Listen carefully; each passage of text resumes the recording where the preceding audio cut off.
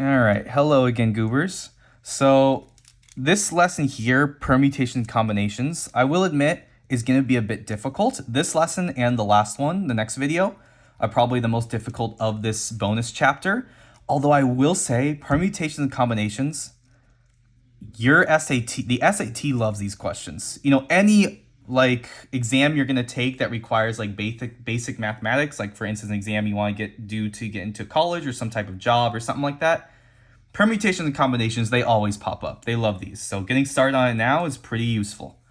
So let's first start by going over this thing called a tree diagram. It's just a useful type of chart. I need to make sure you understand how it works. Tree diagrams, they're visual representations of all the possible outcomes of a sequence of events. So right here, 2 coins are flipped and the spinner below is spun. So the spinner can land on any of these 3 spots equally. Tree diagram below shows all the possible outcomes. So your first thing you could do is you could roll a heads or tails. Then you could roll another heads or tails. So it splits off into 2 more branches. Same thing over here. Then you could land on either a 1, 2, or a 3. So it splits off into 3 more branches at each of these other branches here. So how many outcomes are possible? There's actually 12. Because, for instance, you could roll a heads, then maybe you roll a tails, and then a 3. It just kind of goes down the line like that. So when it wants you to list all the possible outcomes of sample space, let's try listing them right now. So remember sample space from the first of these units. You just put this little bracket symbol and you say all the possible outcomes. So first off, we could do heads, heads, and then a 1. Heads, heads, 1. Then you could do heads, heads, and then a 2. Heads, heads, and then a 3. So you could do all of those. We're done with that section. Or you could do heads, tails, and then a 1. Maybe heads, tails, and then a 2. Or heads, tails, and then a 3. So all those are taken into account, and we're done with that first half. Maybe you get tails first, and then heads, and then a 1. Maybe tails, heads, 2. Tails, heads, 3. Or maybe you just get tails, tails, 1. Tails, tails, 2. Tails, tails, 3. Again, you just kind of work your way kind of down each branch of this tree right here. And yeah, so there are 12 possible outcomes. This sample space right here has 12 outcomes in it. You can also just count 1, 2, 3, 4, 5, 6, 7, 8, 9, 10, 11, 12. The bottom row right here of the tree. All right, but now that that's done, let's get into the actual meat of this lesson. Well, actually, we're not there quite yet, now that I'm looking at it. We have to establish this other rule right here. Some of you may have heard of this rule already. In math, when you have an exclamation mark, that actually means something. It's called a factorial. So all the different factors, not really, but it goes like this. If you have the number 5, like in this first example, 5 factorial means 5 times 4 times 3 times 2 times 1. Which if you actually do the math, 5 times 4 is 20, times 3 is 60, times 2. So it's 120 is the answer here. So what you do is you take the value, your value of n, for instance, if it's just n factorial, and it's just n times the number 1 less than it, then the number 2 less than it, and then so on until you eventually get to 3 times 2 and then times 1. So like for 7 factorial, you do 7 times 6 times 5 times 4 times 3 times 2 times 1. And you stop at 1 because you don't want to multiply it by 0, right? Now you could actually multiply all this, but notice, isn't this right here what we just did? So it's just going to be 7 times 6 times 120 from part A, which is going to reduce to 5,040. All right, also, quick little note, 0 factorial, if you ever run into it, it's just 1. And that's it. Same thing, 1 factorial is just 1 as well, right? 2 factorial is just 2 times 1, so it's just 2. And 3 factorial, it starts to get more complicated. 3 times 2 times 1 is 6, and so on. But 0 factorial is just 1. You just need to remember that one. Let's do this one here. 4 factorial times 3 factorial. So 4 factorial, so it's 4 times 3 times 2 times 1 times 3 times 2 times 1. So let's see, 4 times 3 times 2 times 1, that's 6 times 4 is 24. Times 3 times 2 times 1 is 6. 24 times 6 is just 144. A lot of the time, you'll also see I might leave off the times 1 at the end, right? Because what does that matter? Times 1, like, doesn't really matter that much. Now, right here, now we start using factorials and fractions. You may think it'll get a bit complicated, but it's actually not that bad. So let me do this the normal way first. 5 times 4 times 3 times 2, all of which is over 2 factorials, 2 times 1, so it's just 2. Again, I'm just leaving off the times 1 because it doesn't really matter. So at the top, we already did this up here. It's 120. At the bottom is 2. So 120 divided by 2 is 60. But a maybe easier way to do it that I'm going to want you all to do from now on. So 5 factorial over 2 factorial. So 5 factorial is the same thing as 5 times 4 times 3 times 2 times 1. And over here, it's 2 times 1. So what you can do is, you could, before you multiply the top and before you multiply the bottom, you could just start reducing it. 2 on top, 2 on bottom, gone. 1 on top, 1 on bottom, gone. So the answer is just 5 times 4 times 3, which is going to be 60. So that's actually probably like required for this one here, because 12 factorial with 10 factorial, it's going to be pretty complicated, right?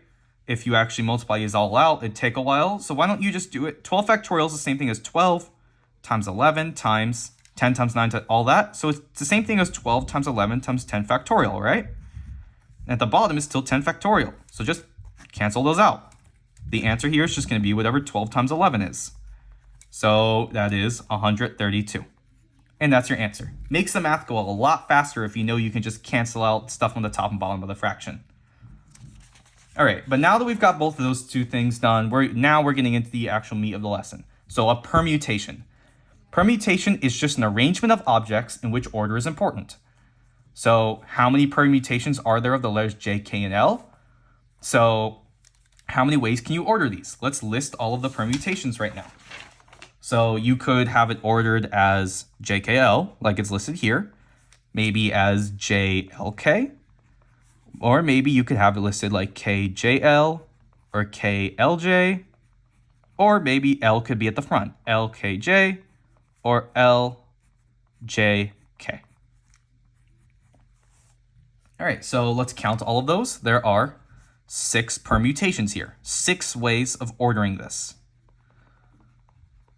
Now, how many ways can you arrange the letters in the word house? Now, you could, this one doesn't ask you to list out the permutations, right? You could list them all out and just count how many there are. But there's a far easier way to do this. It's just how many ways how many letters are here? 1, 2, 3, 4, 5. 5 letters. So how many choices are there for the first letter? Well, there's 5. And then how many for the next one? Well, there's only 4 left, so there's 4. And then how many for the next one? 3. How many for the next? 2. And there's only 1 choice left for the last letter. So that's how many if we actually multiply these, that's how many permutations there are. There's 120 permutations here. And you'll notice this is just 5 factorial. So like on the previous question, there's 3 letters here, so I could have just done 3 factorial. There's 3 options for the first letter, then there's 2 more options, and the last letter, there's 1 option. So it's 6, like we did right here. So there's an equation to solve for how many permutations there are for things. Right here, this is the one we just did. Number of permutations of n objects is given by n factorial. So there were 5 objects in this question, 5 letters. So you just did 5 factorial, you get 120, and you're done. Although, we also have the number of permutations of n objects taken r at a time. Sounds a bit confusing, but we'll get to it in example 6. So let me do example 5 with you right now before I explain what this kind of formula means. How many permutations are there of 5 objects? 5 factorial, 120.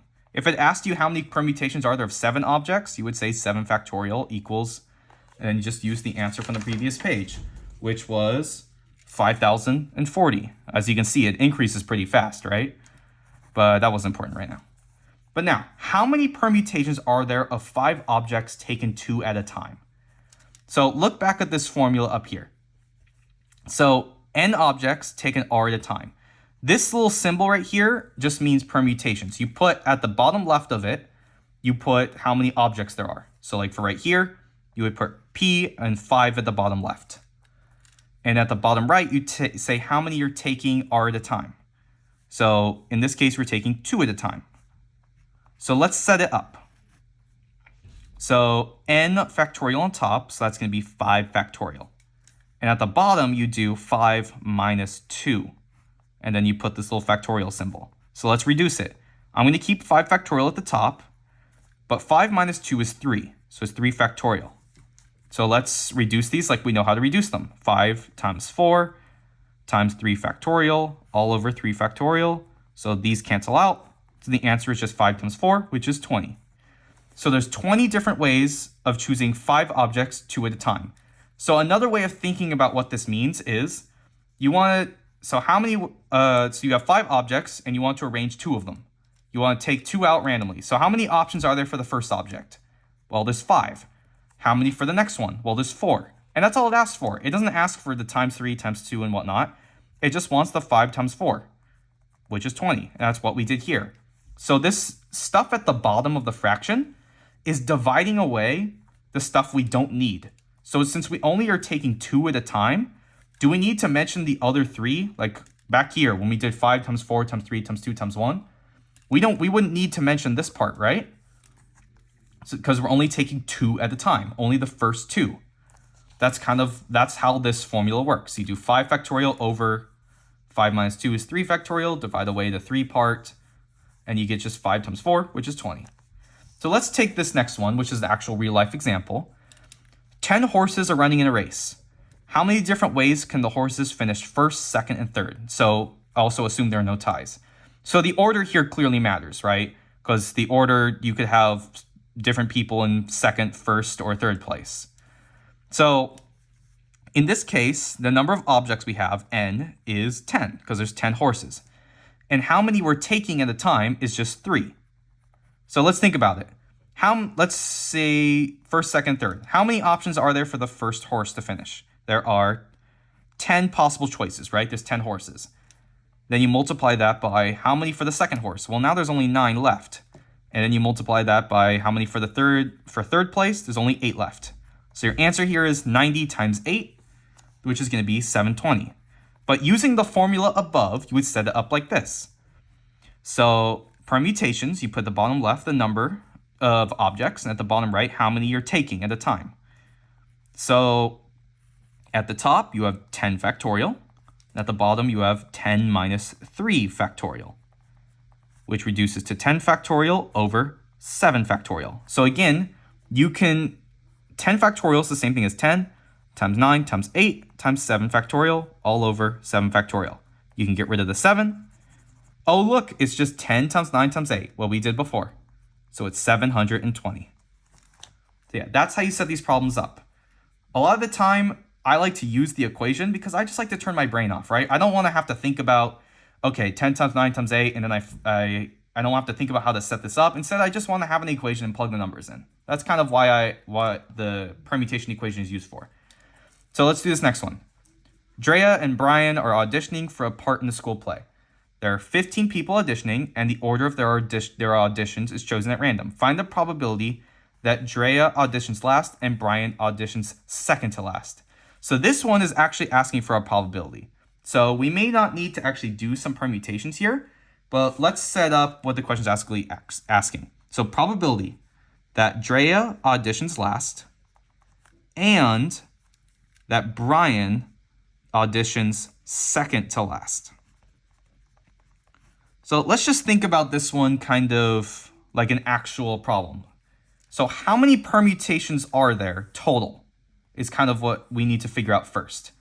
So how many ways are there of, people, can these 15 different people be chosen at random, like what order and what roles?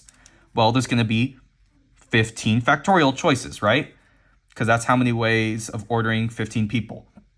Now, on top of this fraction, we're going to have 13 factorial. The reason why is because probability that Drea auditions last and Brian second to last. So of all these permutations, the last 2, you have to have Brian here and then Drea here. And all the rest of the auditions like that come before it, they can be in whatever order there are. So how many orders you can make for these 13 different students here, or these 13 people auditioning? Well, there's 13 factorial or possible orders there. So out of all the possible permutations, out of all 15 factorial permutations, 13 factorial of them will have Drea last and Brian second to last. So I guess I should have switched these. But yeah, let's actually just solve this. 13 factorial over 15 factorial. Again, at the bottom is just 15 times 14 times 13 factorial. Top is 13 factorial. You can cancel those out.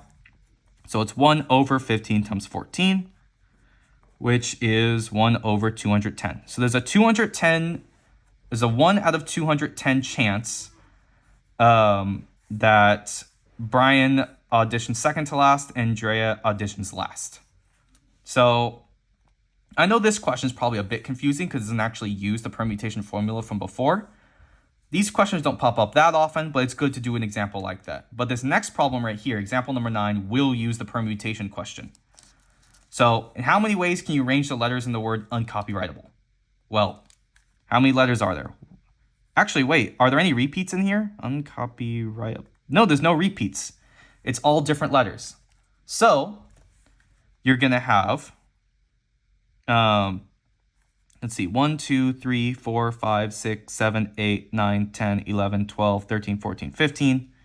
So you're going to have 15 different letters here, 15 factorial ways of arranging these letters.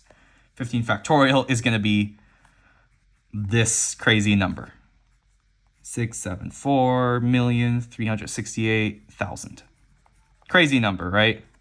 But yeah. So in essence, what we did here was we took, how many total objects were there? There's 15. How many are we taking at a time? Well, we're just taking 15 at a time, right? So that's just 15 factorial, because at the bottom, you would just have 15 minus 15, which is 0, and 0 factorial is just 1. So it's just 15 factorial here. And then we get this thing right up there. All right, so permutations, the order matters. It's very important the order matters. If you see a question that asks you just how many permutations are there of some objects, you just do how many objects there are with the factorial symbol at the end. Whereas if you're asking how many permutations there are of like certain number of objects at a time, you use this formula and you just divide by all the objects, all the permutations you don't care about. And for this next, or on this next page, the last page of this lesson, we're talking about combinations. The difference between a combination and a permutation is in a combination, the order is not important. For instance, if I want to say I'm flipping a coin a bunch of times and I want to get 3 heads in a row, or let's say I want to get, out of like 3 times flipping it, I want to get 2 heads or something like that. Then does it matter if I get the 2 heads first or if I get them last? No, not really. So it's just different combinations. So let's see right here. Count the possible combinations of 2 letters from this list. So we could have 2 letters could be AB, maybe AC, AD. We could also have BA, maybe BC, BD, or CA, CB, or CD, or maybe DA, DB, or DC. However, some of these are repeats, right? Because we're only looking for combinations. So let's look through here. A, B, and BA, that's pretty much the same thing. It's just a different way of ordering it. Remember, order isn't important for combinations. So CA is the same thing as AC, get rid of that. AD is the same thing as DA, get rid of that. CD and DC, get rid of this one. BD and DB, get rid of that one. Are there any more repeats? Yep, this one here, CB and BC. So let's see, AB, AC, and AD, BC and BD, and then CD. Yep, so there are 6 combinations total once you get rid of all those repeats you don't care about. Now, the way that you can,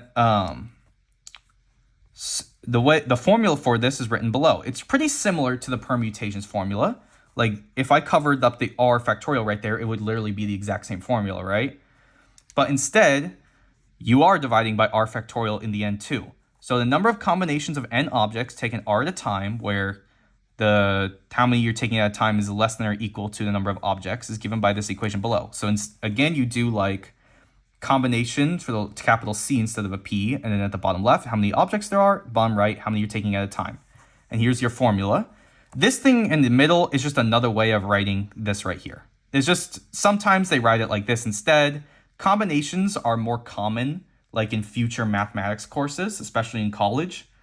And a lot of the time they don't like to write the C, they just want to write it like this. It's kind of like parentheses and then a number on top of one another, but no fraction symbol, because it's not a fraction. It's just saying a combination. But most of the time you'll see it written like that. So this is the formula right here. How this works is, this formula, again, like I said, is just the permutation one. N factorial divided by how many, if you're only taking R at a time, how many times you don't care about. But then by dividing it by R factorial, you're effectively getting rid of those repeat combinations. So like in the first problem right here, I got rid of these repeats. Well, what is, or right here, the R factorial, how many you're taking at a time, that's how many you're going to get rid of from the total amount. So if I just would have done, or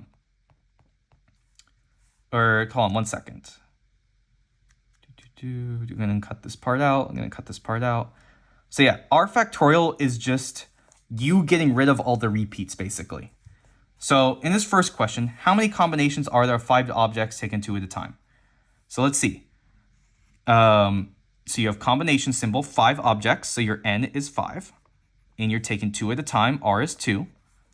So capital C with the 5 at the bottom left, 2 at the bottom right. You could also write this as this little parentheses thing with 5 at the top and 2 at the bottom. But let's actually plug it in to this equation here. So 5 factorial on top divided by, let's see, 2 factorial times 5 minus 2 factorial. So if we're going to do this math smartly, I guess the word is intelligently, then we're just going to do 5 factorial over, well, 2 factorial is the same thing as 2, right? 2 times 1 times, what is 5 minus 2? That is 3 factorial.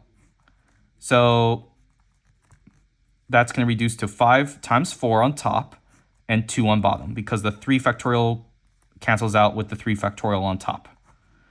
So 5 times 4 divided by 2, 20 divided by 2 is going to be 10. So there are 10 possible combinations here. All right, now let's go on to the next problem. You order a sandwich at a restaurant. You can choose 2 side dishes from a list of 8. How many combinations of side dishes are possible? I mean, it literally specifies combinations. A lot of the time, you'll have to determine if order is important. Right here, it's not. It specifies combinations, and well, does it matter if you get salad first and then a sandwich, or sandwich first then a salad? No, not really. So the list of 8 possible choices, so N is 8, and you're taking 2 at a time. So you can do combinations, 8 to the bottom left, 2 at a time. So how you set it up is 8 factorial on top, 2 factorial on bottom, times 8 minus 2 factorial.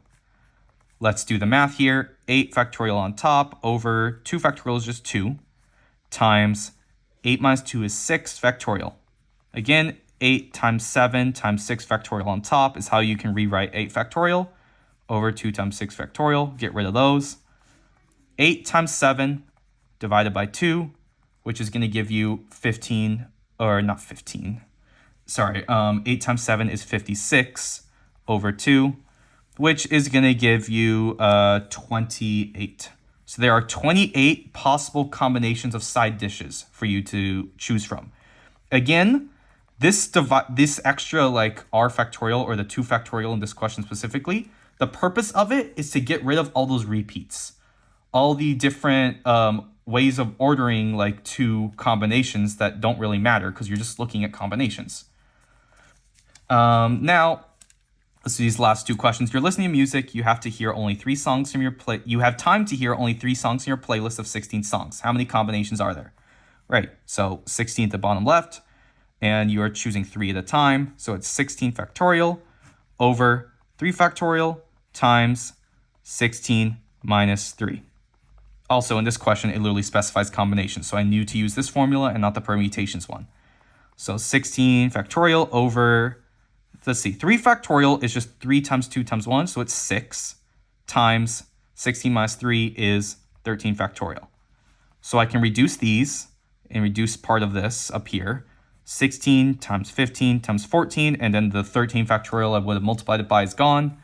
It's all over 6. Let's be intelligent again when reducing these. So I notice here that I can divide 6 by 2 to get 3, and I can divide the 14 up here by 2 to get 7. And then I could divide the 3 again right there, and this by 5.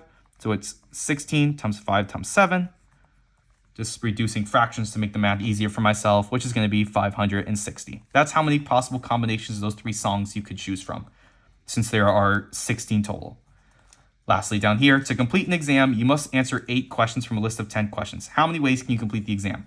So this one doesn't specifically specify combinations, but you would have to think about it yourself. You'd go, well, are the number of questions, does the order matter? And the answer here is no, it's not going to matter. So 10 total, and there are 8 questions you're choosing from. So it's going to be 10 factorial over 8 factorial times 10 minus 2, or sorry, 10 minus 8 factorial, which is 10 factorial over 8 factorial times 2 factorial. All right, now 10 times 9 times 8 factorial on top, because that's what 10 factorial turns into, over 8 factorial times 2. Get rid of these. And lastly, 10 times 9 over 2, get rid of the 2, change the 10 to a 5. So it's 5 times 9, which is 45. That's how many possible ways you can complete the exam. If you have to answer 8 questions from a list of 10 questions. 45 different ways of doing that. Now, for your extra problems, you have to evaluate these. I mean, this is just some normal math stuff, and then we actually get into, how to think of these as permutation combination problems. And for some of these, you will have to figure out yourself if the order matters or not. So are you going to use the permutation formula or the combination formula in that case? And yeah, you have to do all these problems. And I will say question 8 is a bit difficult. It's the only one that you have to actually find the probability. If you have trouble with that, please ask me. But yeah, like I said, it's a bit difficult. And this last question, show that combination of n things chosen n at a time is just 1. Don't overthink it. Just plug the stuff into the formula. You'll get the answer pretty easily. But yeah, that's the end of this lesson. See you in the last one.